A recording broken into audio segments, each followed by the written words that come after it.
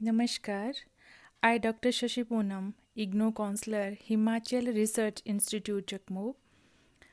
Today, I am here to present a topic on social control, its meaning, definitions, need, and types. So, I discuss here man is born free, but in chains everywhere he lives. A person living in a society has to adopt certain rules and regulations. These are the social norms on which the whole society is running. For smooth functions and running of these norms, these controls are very necessary. It means actually कोई भी ऐसा मानव समाज नहीं है जहां लोगों को अपने मनमाने ढंग से व्यवहार करने का तथा अधिकारों का प्रयोग करने की स्वतंत्रता है। समाज के अस्तित्व को बनाए रखने के लिए लोगों के व्यवहार व अधिकारों को नियमित करना बहुत ही अनिवार्य रहता है। इसलिए ये सामाजिक व्यवस्था बनाई गई होती है। सामाजिक नियंत्रण यह वह व्यवस्था है जिसके द्वारा समाज लोगों व उनके समूहों एवं अधिकारों को नियंत्रित करता है। Let's we discuss here some definitions. First one is here according to Fairchild. Fairchild said that social control is the process which help to society to secure conformity to individual as well as groups. Second one is here Horton and Hurt. He said that social control is the complete process where is the society provides security to its members and conformity to their prospectus. Third one is Mannheim. Mannheim ने कहा है कि सामाजिक नियंत्रण उन विधियों का योग है जिनके द्वारा सामाजिक व्यवस्था को स्थिर बनाए रखने के लिए मानव व्यवहार को प्रभावित करने का प्रयत्न करता है. Another one is Lapierre. He said that social control is a corrective behavior. Another one is Hiller. Hiller ने कहा है कि बहुतों के हित में कुछ व्यक्तियों का नियमन करना सामाजिक नियंत्रण कहलाता है. इसी तरह से लैंडिस ने भी अपने विचार प्रस्तुत किए हैं सामाजिक नियंत्रण को लेकर के. वैसे तो इसमें बहुत सी डेफिनेशंस हैं लेकिन मैं कुछ एक डेफिनेशंस यहाँ पे बता रही हूँ. तो लैंडिस के अनुसार सामाजिक नियंत्रण एक प्रक्रिया है जिसके द्वारा सामाजिक व्यवस्था स्थापित तथा बनाए रखी जाती है. तो इन परिभाषाओं के आधार पर हम यह कह सकते हैं कि सामाजिक नियंत्रण एक ऐसा प्रभाव व दबाव है जो सामाजिक सुझाव, तर्क, जनमत, धर्म या अन्य किसी भी तरीके में से डाला जा सकता है. समाज में संगठन, एकता एवं सुव्यवस्था बनाए रखने के लिए लोगों के व्यवहारों का नियमन करना ही सामाजिक नियंत्रण है. So here I discuss what is the main purpose of the social control. तो सामाजिक एकता को स्थापित करना, पुरानी व्यवस्था को पुनर्स्थापित करना, यह सामाजिक कंट्रोल का एक महत्वपूर्ण पर्पस है. और मेन पर्पस जो है मतलब कि अपनी सोसाइटी, गुड सोसाइटी को कंस्ट्रक्ट करना जो है सोशल कंट्रोल का मेन पर्पस रहता है. Need of social control. Without social control, the organization of the society is about to get disturbed.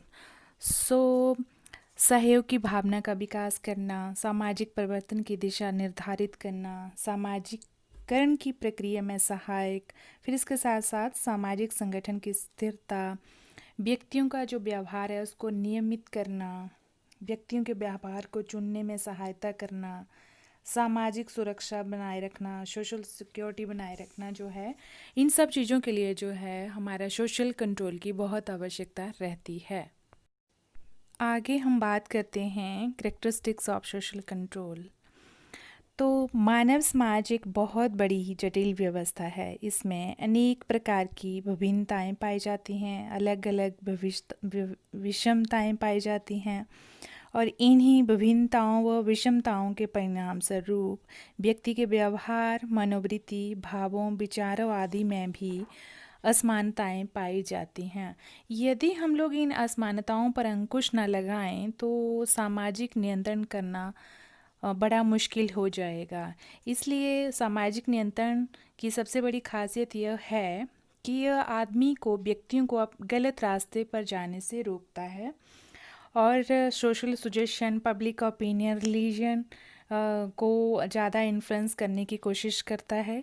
समाज में एकता को बनाए रखने के लिए व्यक्ति को विवश करता है। पुरानी व्यवस्था जो भी है उन्हें पुनर्स्थापित करने की कोशिश करता है। अब हम बात करते हैं टाइप्स ऑफ सोशल कंट्रोल, जो कि इस चैप्टर का बहुत ही इम्पोर्टेंट पार्ट है। वैसे तो सोशल कंट्रोल बहुत टाइप्स का रहता है, जैसे social control based on coercion and symbols, unconscious and conscious social control, direct and indirect social control, positive and negative social control, democratic and autocratic social control, organized and unorganized social control, and formal and informal social control.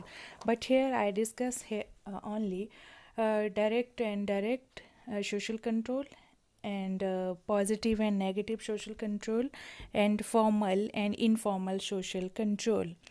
So we discuss about the direct and indirect social control. तो direct मतलब प्रत्यक्ष और indirect मतलब अप्रत्यक्ष सामाजिक नियंत्रण। प्रत्यक्ष सामाजिक नियंत्रण मीन डायरेक्ट सोशल कंट्रोल छोटे समूह में पाया जाता है। सदस्य एक दूसरे से व्यवहार पर नियंत्रण रखते हैं। माता पिता, पड़ोसियों, मित्रों द्वारा किए जाने वाला नियंत्रण पक्ष नियंत्रण है। परिवार में प्रत्यक्ष नियंत्रण ही पाया जाता है। इसी तरह से इनडायरेक्ट सोशल कंट्रोल मीन अप्रत्यक्ष सामाजिक नियंत्रण विभिन्न समूहों व संस्थाओं द्वारा व्यक्तियों के व्यवहारों को नियंत्रित करने वाला सामाजिक नियंत्रण पक्ष सामाजिक नियंत्रण है। इस प्रकार का नियंत्रण व्यक्ति के छोटे छोटे व्यवहारों को नियंत्रित करता है। अप्रत्यक्ष नियंत्रण के अंतर्गत व्यक्ति को विशेष प्रकार के व्यवहार को करना पड़ता है। Another one is positive and negative social control means सकारात्मक व नकारात्मक सामाजिक नियंत्रण। सामाजिक नियंत्रण को किम्बालिंग ने 2 भागों में विभाजित किया था। पहला है सकारात्मक सामाजिक नियंत्रण मतलब positive social control, and second one is नकारात्मक सामाजिक नियंत्रण मीन्स नेगेटिव सोशल कंट्रोल। सामाजिक सकारात्मक सामाजिक नियंत्रण पुरस्कार, प्रशंसा आदि पर आधारित है। उदाहरण के लिए भारत सरकार द्वारा पद्मश्री, पद्म विभूषण आदि व्यक्तियों को अच्छे कार्य करने के लिए दिए जाते हैं। और इसी तरह से नकारात्मक सामाजिक नियंत्रण दंड के विधान पर आधारित है। दंड की मात्रा व स्वरूप कितना व कैसा होगा, यह इस बात पर निर्भर करता है कि व्यक्ति ने कितना गंभीर अपराध या गैर कानूनी कार्य किया है। अकॉर्डिंग टू लीपियर, जो सोशल कंट्रोल है वो 2 प्रकार का होता है। First one is democratic and second one is autocratic social control. तो जो डेमोक्रेटिक सोशल कंट्रोल है उसके अंतर्गत लोगों को बिना किसी बाहरी दबाव के अपनी इच्छा के अनुसार व्यवहार करने की स्वतंत्रता होती है। परंतु जो ऑटोक्रेटिक सोशल कंट्रोल है इसके अंतर्गत लोगों को उनकी इच्छाओं व हितों के विरुद्ध कानून व दंड का डर दिखाकर व्यवहार करने के लिए बाध्य किया जाता है। ठीक इसी तरह से अब हम बात करते हैं गुरविच व मूर के अनुसार भी सामाजिक नियंत्रण को 2 प्रकार में बांटा गया है। First one is organised and second one is unorganised social control. तो सामाजिक प्रक्रिया के अनुरूप को जो नियंत्रण के साधन बनते हैं वे संगठित सामाजिक नियंत्रण के प्रकार हैं। इस प्रकार के नियंत्रण के अंतर्गत व्यक्ति के अधिकारों और कर्तव्यों को स्पष्ट रूप से परिभाषित किया जाता है। और जो अनऑर्गेनाइज्ड सोशल कंट्रोल है इसके अंतर्गत सांस्कृतिक प्रतीकों एवं नियमों के स्वरूप में देखने को मिलता है। उदाहरण के लिए समाज के रीति रिवाज, रूढ़ियाँ, नॉर्म्स, प्रचलन, परंपराएं, मूल्य इत्यादि। Another one is, this is the very important, कुछ समाजशास्त्रियों ने सामाजिक नियंत्रण को औपचारिक व अनौपचारिक सामाजिक नियंत्रण means formal and informal social control में विभाजित किया है। एक्चुअली अनौपचारिक नियंत्रण की स्थापना जो है वो जानबूझकर की गई है। व्यक्तियों के व्यवहारों को नियमित व नियंत्रित करने के लिए सोच समझकर नियम बनाए जाते हैं। जो व्यक्ति इन नियमों को तोड़ते हैं उन्हें दंडित भी किया जाता है। तो ये आते हैं फॉर्मल सोशल कंट्रोल के अंतर्गत। और इनफॉर्मल सोशल कंट्रोल के अंतर्गत व्यक्तियों के व्यवहारों को नियमित व कंटिन्यू करने के लिए समाज के रीति रिवाज, परंपराएं, विश्वास, धार्मिक आस्थाएं आदि आती हैं। इनका पालन सामाजिक कल्याण को ध्यान में रखकर नैतिक कर्तव्यों के रूप में किया जाता है। जैसे कि मैं पिछली स्लाइड में भी बता चुकी हूँ कि फॉर्मल सोशल कंट्रोल जो है ये फोर्सफुली जैसे पनिशमेंट, आर्मी, कॉन्स्टिट्यूशन, लॉ के द्वारा फोर्सफुली बनवाई जाती है, क्योंकि अगर सोशल कंट्रोल नहीं होगा तो सोसाइटी में मानव अपने अनुसार जो है कार्य करेगा, जो कि सही नहीं रहेगा। सो आदमी को जो है वो फोर्स किया जाता है कि वो सोशल कंट्रोल को बनाए रखे। और इनफॉर्मल सोशल कंट्रोल में our family help us to develop the understand moral as well as the self of the conscience। तो इसमें जो है हम लोग folkways, mores, custom, social norms etcetera इनको हम अपने आप एक्सेप्ट कर लेते हैं। और जनरली ये प्राइमरी इंस्टीट्यूशन एक्सरसाइज टाइप का सोशल कंट्रोल रहता है। और इसमें मेनली हमें हेल्प करती हैं family, friends, near dears, colleges etcetera. मैं यहाँ पर थोड़ा सा फॉर्मल और informal means of social control के बारे में थोड़ा सा डिफरेंस शेयर करना चाह रही हूँ। तो फॉर्मल नियंत्रण के साधन स्पष्ट, सुपरिभाषित व लिखित होते हैं, परंतु जो इनफॉर्मल मीन अनौपचारिक नियंत्रण के साधन जो हैं वो अस्पष्ट, अपरिभाषित व अलिखित होते हैं। इसी तरह से सोशल कंट्रोल के साधनों को सोच विचार कर काफ़ी हद तक वाद विवाद के बाद बनाया जाता है, परंतु जो इनफॉर्मल मीन्स हैं उन्हें अंतःक्रियाओं के समय विकास किया जाता है। इसी तरह से फॉर्मल नियंत्रण के साधनों के पीछे राज्य की सत्ता या सरकार भी होती है, परंतु जो इनफॉर्मल नियंत्रण के साधन हैं इनके पीछे मानव समाज स्वयं अपने आप ही होता है।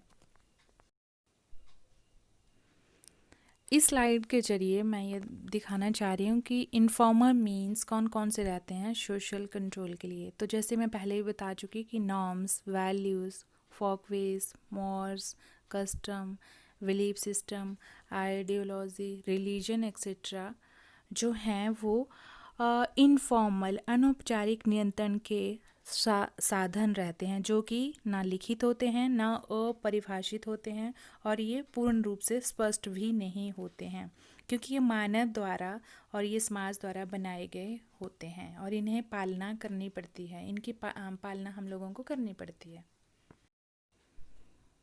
और अगर हम फॉर्मल मीन्स की बात करें जो कि सोशल कंट्रोल को बनाए रखने में हमारी सहायता करते हैं, तो इसमें सबसे पहला रहता है एजुकेशन, दूसरा रहता है लॉ, क्योंकि ये पनिशेबल भी रहता है और एजुकेशन के जरिए भी हम लोग सोशल कंट्रोल को बना पाते हैं। और नेक्स्ट वन इज़ कोरिस्टेंट, अगर नहीं माना जाए तो फिर उसे फोर्सफुली दबाव सहित भी इस काम को करने के लिए बोला जाता है, क्योंकि सोशल कंट्रोल के साधनों के पीछे राज्य और गवर्नमेंट कार्य करती है, जिसमें जो है हम लोग बाह्य पक्ष का स्पष्ट, सुपरिभाषित और लिखित रूप से पनिशेबल कर सकते हैं।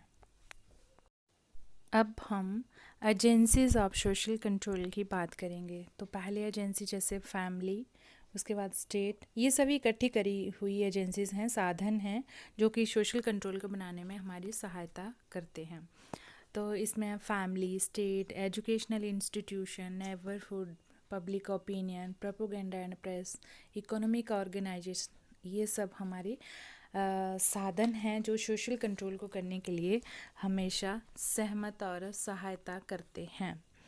तो सामाजिक नियंत्रण के इनफॉर्मल ऑर्गेनाइजेशन में से परिवार जो है, फैमिली जो है, सबसे प्रमुख साधन रहता है, क्योंकि इसमें कंट्रोल ऑफ सेक्स डिज़ायर, फिर reproduction function, socialization, accumulation and transformation of social heritage, ये सब चीज़ें जो हैं इसी के अंतर्गत आती हैं। इसी बात को आगे बढ़ाते हुए हम फॉर्मल मीन्स की बात करते हैं, जो कि है स्टेट। तो सामाजिक नियंत्रण के फॉर्मल साधनों में से जो हमारा स्टेट है वो शक्तिशाली, वो प्रभावशाली मीन्स रहता है, साधन रहता है, क्योंकि यह राज्य सामाजिक नियंत्रण का एक संगठित साधन है। राज्य को अपने नागरिकों एवं समूहों पर नियंत्रण कानून, पुलिस, न्यायालय, सेना आदि के माध्यम से कार्य करना होता है। राज्य जो है जनहित के लिए अनेक प्रकार की योजनाएं बनाता है।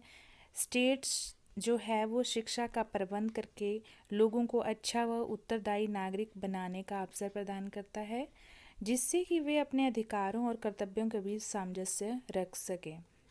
राज्य विद्रोह व आंदोलन को दबाता है। इसी के साथ साथ राज्य बहुत सी कोशिश करता है, जैसे राज्य समाज के आर्थिक हितों की रक्षा भी करता है। ठीक इसी तरह से एजुकेशनल इंस्टीट्यूशंस भी सोशल कंट्रोल को बढ़ाने के लिए, इसको सुचारू रूप से चलाने के लिए जो है बहुत अच्छा साधन है। नेबरहुड भी इसी तरह से बहुत अच्छा साधन रहता है। अब हम बात करते हैं जनमत की, मतलब पब्लिक ओपिनियन की। तो जनमत जो है वो भी सामाजिक नियंत्रण का एक शक्तिशाली मीन्स है। जनमत शब्द का प्रयोग जो है वो 18वीं शताब्दी से होना शुरू हुआ था। जनमत का संबंध व्यक्तियों की मानसिक व मनोवैज्ञानिक एकता से होता है, जो कि समाज को सुगठित व व्यवस्थित रखने में बहुत अच्छी विशेष भूमिका निभाता है। इसलिए जनमत जो है वो सोशल कंट्रोल का एक महत्वपूर्ण व प्रभावशाली मीन्स है। जनमत समाज व व्यक्ति को अनेक प्रकार से प्रभावित करता है। जनमत की अवहेलना करना कोई आसान कार्य नहीं रहता है। जनमत द्वारा समर्थन प्राप्त सभी व्यवहारों को लोग अपनाकर, समझकर अपना ही लेते हैं। इसी तरह से प्रोपोगेंडा एंड प्रेस का भी बहुत ही महत्वपूर्ण योगदान रहता है, क्योंकि आधुनिक युग में जो प्रोपोगेंडा है उसका बहुत ही महत्व बढ़ता जा रहा है। आज जितने प्रभावशाली तरीके से व्यक्तियों के व्यवहारों को नियंत्रित करता है, उतना कोई भी मीन्स नहीं कर पाता है, क्योंकि प्रोपोगेंडा के माध्यम से लोगों की मनोवृत्तियाँ, मूल्यों, विचारों, दृष्टिकोण आदि को बदला जा सकता है। ठीक उसी तरह से किया गया प्रचार जो है वो सामाजिक संगठन को मजबूत बनाता है। प्रचार में विवेक का सहारा ना लेकर, मतलब ये जो हमारा प्रोपोगेंडा है या प्रेस है, इसमें विवेक का सहारा ना लेकर सुझावों का सहारा लिया जाता है। प्रचार के द्वारा सामाजिक बुराइयों को उजागर कर उनसे लोगों को बचाया जाता है। प्रोपोगेंडा के भय के कारण ही व्यक्ति समाज विरोधी कार्य नहीं करते हैं। इस प्रकार के प्रचार के माध्यम से व्यक्तियों व समूहों में व्यवहारों को निर्देशित व नियोजित किया जाता है। ठीक इसी तरह से हमारे जो इकोनॉमिक ऑर्गेनाइजेशंस हैं वो भी सोशल कंट्रोल बनाए रखने के लिए महत्वपूर्ण कार्य और महत्वपूर्ण भूमिका निभाती हैं। लास्ट में मैं अपने टॉपिक को कंप्लीट करते हुए बस यही यहीं पे ही कंक्लूड कर रही हूँ कि कोई भी ऐसा मानव समाज नहीं है जहाँ लोगों को अपने मनमाने ढंग से व्यवहार करने व अधिकारों का प्रयोग करने की स्वतंत्रता हो, क्योंकि अगर हम लोग ने अपनी सोसाइटी, अपने समाज को सुचारू रूप से चलाना हो तो इसके लिए हमें सोशल कंट्रोल को अपनाना ही पड़ेगा। अदरवाइज़ क्या होता है कि हर इंसान अपने लाभ के लिए किसी को भी हानि, किसी को भी कष्ट या किसी को भी दुख दे सकता है। इसलिए फॉर्मल और इनफॉर्मल दोनों टाइप्स का सोशल कंट्रोल जो है हमारी सोसाइटी को सुचारू रूप से चलाने के लिए बहुत ही इम्पॉर्टेंट रहता है। Thanks for listening.